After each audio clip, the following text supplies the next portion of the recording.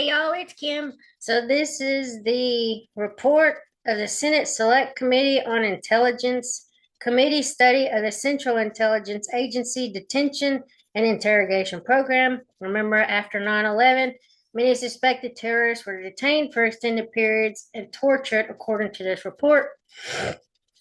This is video 10 for that. And so we're just going to start right here. It says on July 24, 2002, the Attorney General verbally approved the use of 10 interrogation techniques, which included the attention grasp, walling, the facial hold, the facial slap, insult slap, cramped confinement, wall standing, stress position, sleep deprivation, use of diapers, and use of insects. The interrogation team, however, indicated that they intended to wait for the approval to use the waterboard before proceeding with their interrogation of Abu Zubaydah. On July 26, 2002, the Attorney General verbally approved the use of the waterboard. The OLC finalized its classified written legal opinion on August 1st, 2002. The earlier CIA request to conduct a mock burial was not formally considered by the OLC. The approved interrogation techniques, along with other CIA interrogation techniques that were subsequently identified and used by the CIA, are referred to as the CIA's enhanced interrogation techniques, or more commonly by the CIA as EITs. In the course of seeking approval to use the techniques, CIA headquarters advised the Department of Justice, the National Security Advisor, that countless more Americans may die unless we can persuade AZ to tell us what he knows. CIA headquarters further represented that the detention site Green interrogation team believed Abu Zubaydah continues to withhold critical threat information, and that in order to persuade him to provide that information, the use of more aggressive techniques is required. The cable to detention site Green from CIA headquarters documenting the information CIA headquarters had provided to the Department of State warned that the legal conclusions are predicted upon the determinations by the interrogation team that Abu Zubaydah continues to withhold critical threat information. According to cables, however, the CIA interrogators at the detention site had not determined that the use of more aggressive techniques was required to persuade Abu Zubaydah to provide threat information.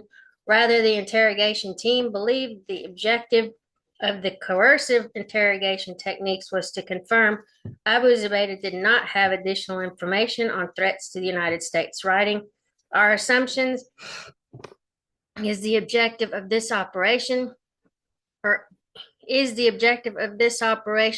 is to achieve a high degree of confidence that Abu Zubaydah is not holding back actionable information concerning threats to the United States beyond that which Abu Zubaydah has already provided. As is described in this summary and in more detail in the full committee study, the interrogation team later deemed the use of CIA's enhanced interrogation techniques a success, not because it resulted in critical threat information, but because it provided further evidence that Abu Zubaydah had not been withholding the aforementioned information from the interrogators. The CIA obtains legal and policy approval for its enhanced interrogation techniques, and the CIA does not brief the president. As described, CIA advisors represented to National Security Advisor Rice that Abu Zubaydah was withholding information on pending attacks and operatives in the United States. On July 31st, 2002, Rice informed Deputy DCI John McLaughlin that in balancing the application of the CIA's enhanced interrogation techniques against the police, possible loss of American lives, she would not object to the CIA's enhanced interrogation techniques if the Attorney General determined them to be legal. During the month of July 2002, the CIA anticipated that the president would need to approve the use of the CIA's enhanced interrogation techniques before they could be used. Therefore, in late July, of 2002, the CIA prepared talking points for a briefing of the president. These draft talking points indicated that the CIA was planning to use interrogation techniques beyond what was normally permitted by law enforcement and included a brief description of the waterboard interrogation technique. On August 1st, 2002, based on comments from the White House counsel Alberto Gonzales, the talking points were revised to eliminate references to the waterboard. Oh, so they were trying to hide it. Okay, CIA records indicate, however, that the talking points were not used to brief the president. On August 2nd, 2002, the National Security Council legal advisor informed the DCI's chief of staff that Dr. Rice had been informed that there would be no briefing of the president on this matter, but that the DCI had policy approval to employ the CIA's enhanced interrogation techniques. CIA records state that prior to the use of the CIA's enhanced interrogation techniques on Abu Zubaydah in 2002, the CIA did not brief Secretary of State Colin Powell or Secretary of Defense Donald Rumsfeld, two members of the National Security Council, on the techniques. The committee, including the chairman and vice chairman, was also not briefed on the CIA's enhanced interrogation techniques prior to their use. Approximately a year later, on July 30th, 2003, senior CIA personnel believed the president had still not been briefed on the CIA's enhanced interrogation techniques. In August of 2003, DCI Tenet told the CIA Office of Inspector General that he had never spoken to the president regarding the detention and interrogation programs or EITs, nor was he aware of whether the president had been briefed by his staff. The May 2004 CIA Inspector General Special Review included a recommendation for the DCI to brief the president regarding the implementation of the agency's detention and interrogation activities pursuant to the MON on September 17th of September 2001, or any other authorities, including the use of EITs and the fact that detainees have died. This recommendation is significant. Okay. In transmitting the special review to the committee, DCI Tenet responded to the recommendation, noting only that the DCI will determine whether and to what extent the president requires a briefing on the program. On April 6, 2006, CIA Inspector General Helgerson responded to the request from committee vice chairman John D. Rockefeller IV on the status of corrective actions taken in response to the special review recommendations. With regard to the briefing for the president, Helgerson wrote, consistent with this recommendation, DCI Tenet, before he left office, and Director Goss shortly after taking office, both advised me that they had made requests to brief the president, prepared questions and answers for the National Security Council principals in connection with the disclosure of the program in September of 2006, and subsequent media outreach also suggested that the president was not briefed at the outset about the CIA's interrogation techniques. In response to the potential question, what role did the president play? Was he briefed on the interrogation techniques, and if so, when? The proposed answer did not assert that the president was briefed, but rather that the president was not, of course, involved in CIA's day-to-day operations, including who should be held by CIA and how they should be questioned.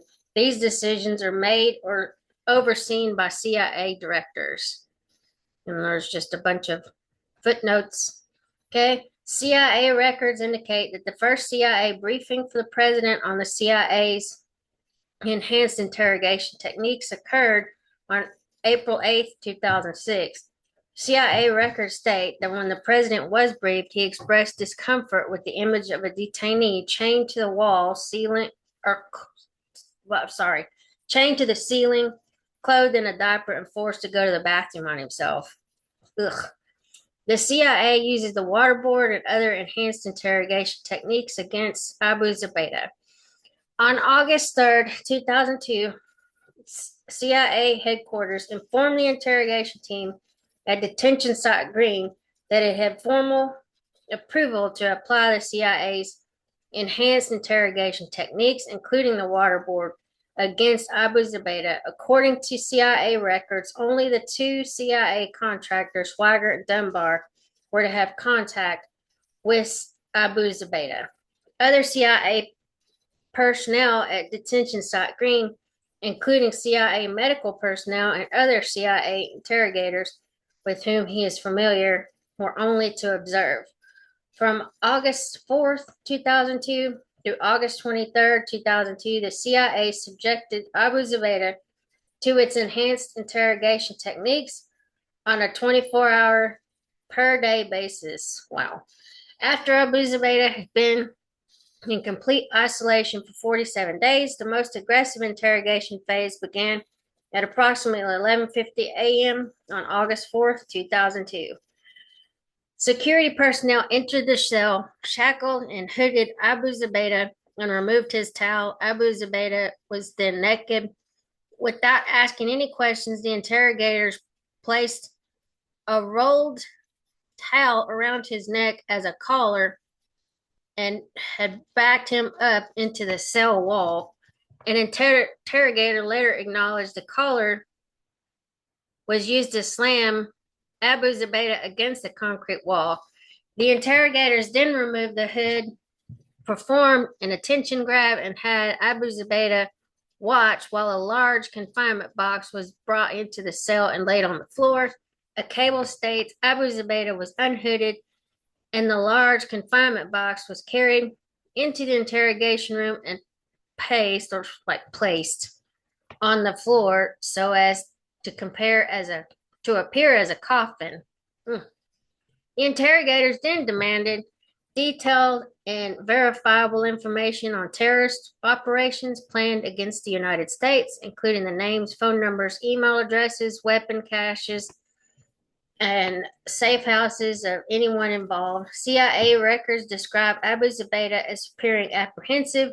Each time Abu Zubaydah denied having additional information, the interrogators would perform a face slap or face grab.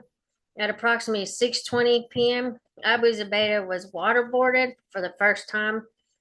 Over a 2.5-hour period, Abu Zubaydah coughed, vomited, and had involuntary spasms of the torso and extremities during waterboarding. Detention site personnel noted that throughout the process, Abu Zubaydah was asked and given the opportunity to respond to questions about threats to the United States, but Abu Zubaydah continued to maintain that he did not have any additional information to provide. In an email to OMS leadership entitled "So It Begins," a medical officer wrote, "The sessions accelerated rapidly, progressing quickly to the waterboard after large box, walling, and small box periods. Abu Zubaydah seems very resistant to the waterboard. You think?" Longest time with the cloth over his face so far has been 17 seconds. This is sure to increase shortly. No useful information.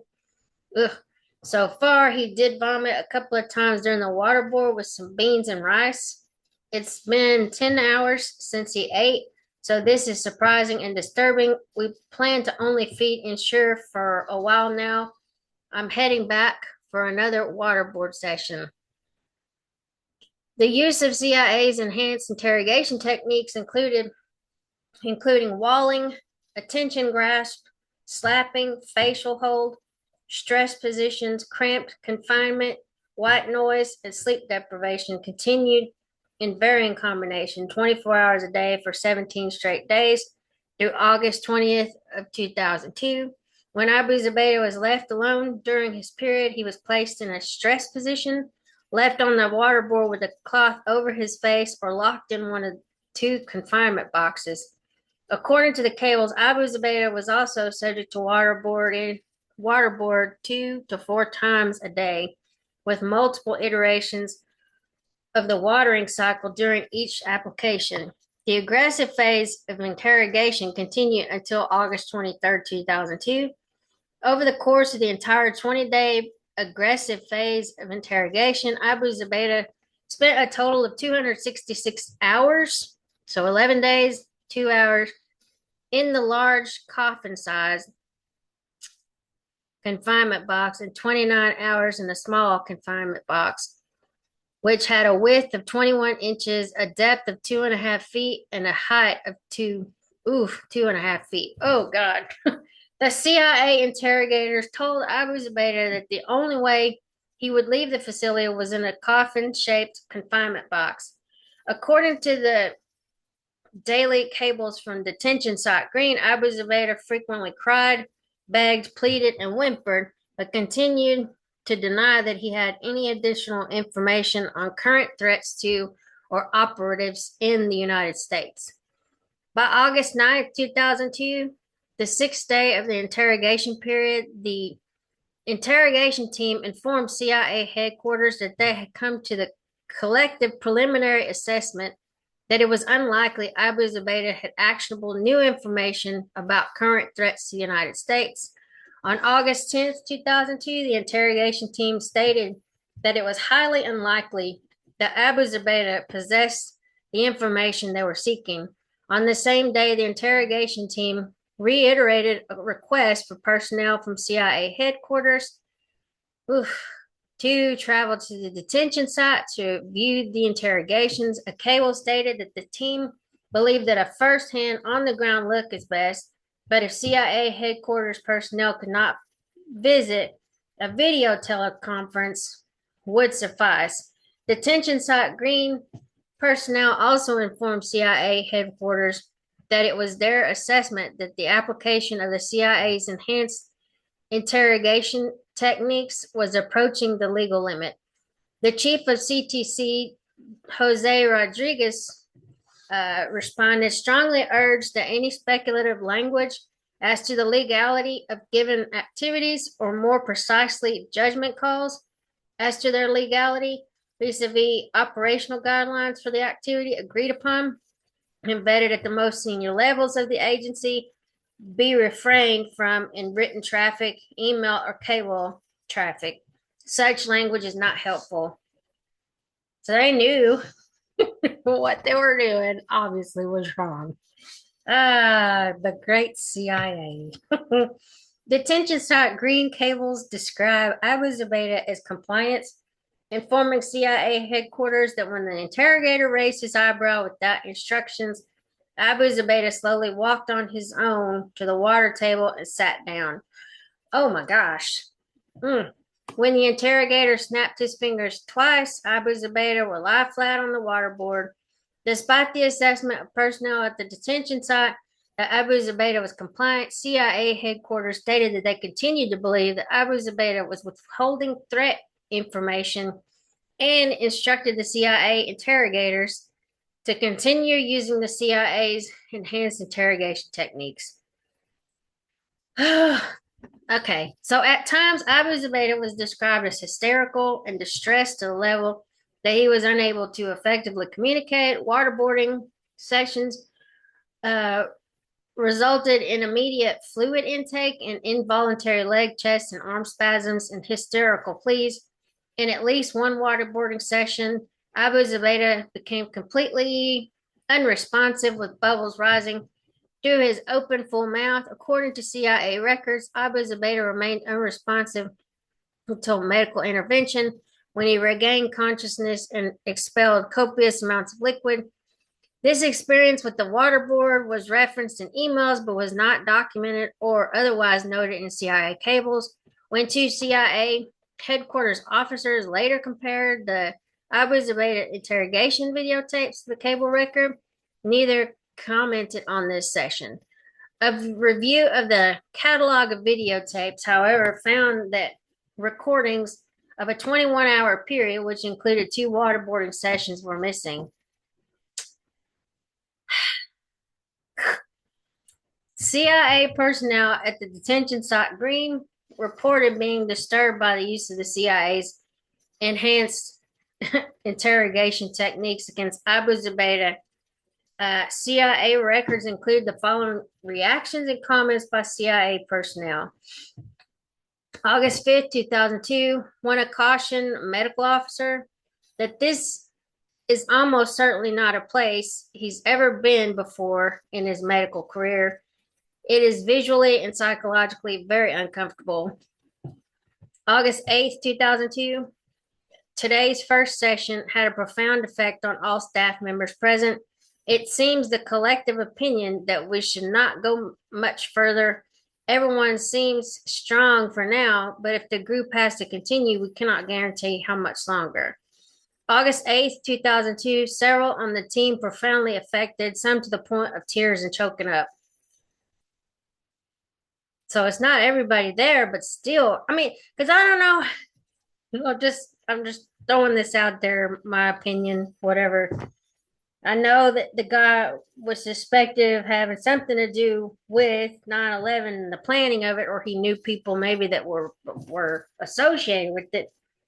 But we're still considered like a country of laws. We take care of that kind of like in the court system, not allow this kind of stuff to happen. I mean, I don't know how other people feel about it. I don't know. I'm not trying to be, because I mean, there's times that people have to be taken out, but if he wasn't actually one of the masterminds or planners and he just got swept up in them taking people because of who they are, whatever, maybe, I don't know how I feel about it. It's kind of hard to explain. Anyway, let's go on. So August 9th, 2002, two, perhaps three personnel likely to elect transfer away from the detention site if the decision is made to continue with the CIA's enhanced interrogation techniques. August 11th, 2002, viewing the pressures on Abu Zubaydah on video has produced strong feelings of futility and legality of escalating or even maintaining the pressure. Per viewing the tapes, prepare for something not seen previously. After the use of CIA's enhanced interrogation techniques ended, CIA personnel at the detention site concluded that Abu Zubaydah had been truthful and did not possess any new terrorist threat information. As noted, CIA records indicate that Abu Zubaydah never provided the information for which the CIA's enhanced interrogations techniques were justified and approved. Information on the next terrorist attack and operatives in the United States. Furthermore, as compared to the period prior to August 2002, the quantity and type of intelligence produced by Abu Zubaydah remained largely unchanged during and after the August 2002 use of the CIA's enhanced interrogation techniques. Nonetheless, CIA headquarters informed the National Security Council that the CIA's enhanced interrogation techniques used against Abu Zubaydah were effective and were producing meaningful results. Wow. A cable from detention site Green, which CIA records indicate was authored by Swigert and Dunbar, also viewed the interrogation of Abu Zubaydah as a success. The cable recommended that the aggressive phase at detention site Green should be used as a template for future interrogation of high-value captives, not because the CIA's enhanced interrogation techniques produced useful information, but rather because their use confirmed that Abu Zubaydah did not possess the intelligence the CIA headquarters had assessed Abu Zubaydah to have. The cable from the detention site stated, "Our goal was to reach the stage where we have broken any will or ability of subject to resist or deny providing us information or intelligence to which he had access. We additionally sought to bring subject to the point that we confidently assess that he does not possess undisclosed threat information or intelligence that could prevent a terrorist event." The cable further recommended that psychologists, a likely reference to contractors, Swigert, and Dunbar, familiar with interrogation, exploitation, or resistance to interrogation, should shape compliance of high-value captives prior to debriefing by substantive experts. From Abu Zubaydah's capture on March 28, 2002, to his transfer to the Department of Defense custody on September 5th, 2006, information provided by Abu Zubaydah resulted in 766 disseminated intelligence reports. According to CIA documents, Abu Zubaydah provided information on Al Qaeda's activities, plans, capabilities, and relationships, in addition to information on its leadership structure, including personalities, decision-making process, training, and tactics. As noted, this type of information was provided by Abu Zubaydah before, during, and after the use of the CIA's enhanced interrogation techniques. At no time during or after the use of the CIA's enhanced interrogation techniques did Abu Zubaydah provide information about operatives in or future attacks against the United States. All right, so we're going to stop right there. I'll see if I can get another one recorded, but this is kind of interesting. It's kind of sick and twisted, I guess. But anyway, I'll talk to y'all later. Bye.